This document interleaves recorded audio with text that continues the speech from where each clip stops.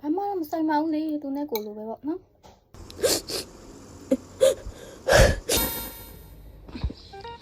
စီးသွားမှာဖြစ်ပါတယ်ဒီနေ့စိုက်စီလောက်စားခြင်းစီးသွားပြီပေါ့နော်ရောင်းမနဲ့ပါရောင်းမနဲ့ခုဆိုရင်တော့ဈေးထဲမှာရှောက်ဝေးနေပါပြီဟိုမီးလိုက်ဒီမီးလိုက်ဟိုကယူလိုက်တရားယူလိုက်နဲ့လှုပ်ရှုပ်နေပါတယ်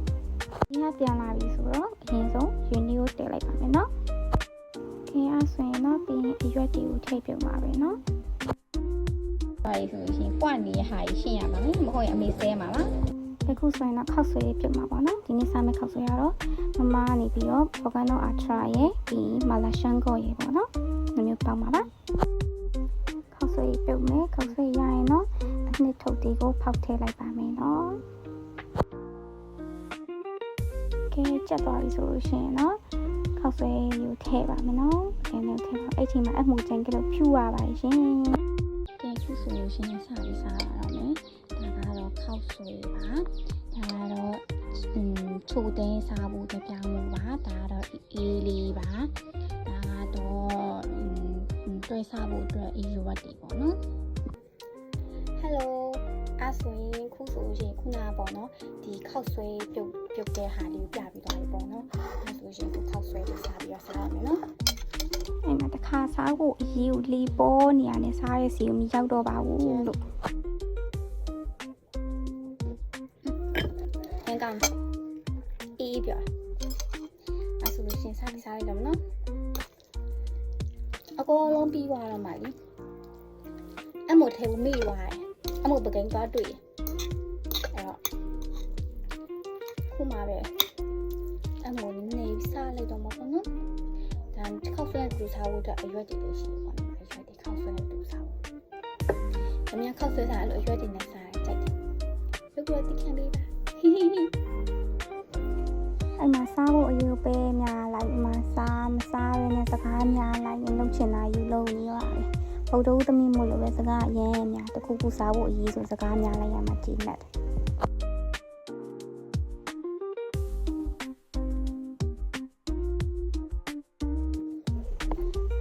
စားနေပါရဲ့ဘလို့ဘလို့နဲ့စားနေပါရဲ့ဒါမှလည်းစကားကြီးများနေပါရဲ့တခုခုနဲ့ရှုပ်ပြောနေပါရဲ့ဘာပြောမှလည်းမသိပါဘူး။အဲ့တော့သမီးလားတောက်ကြသမီးလားမတဲခဲ့တော့နင်းနေများမှားပြီးအမေတို့မှတ်ထားလိုက်လည်းမသိပါဘူးနော်။သွားရတခုဒီမှာအသားလူကြောတလုံးနေဆိုလို့ရှိရင်စားဖို့အတွက်ဆိုမှအသားလူကြောပေးရအထက်စားပခိုးစားလေကောတကယ်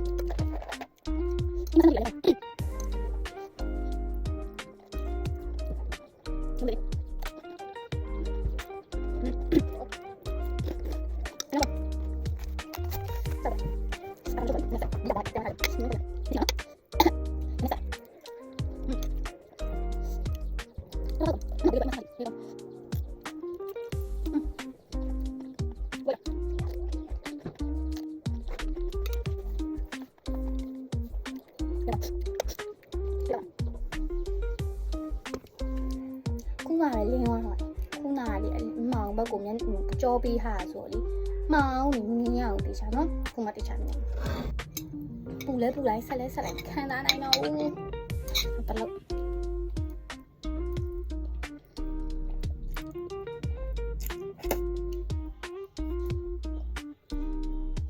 နောက်ဆုံးတော့ကုန်ပါပြီ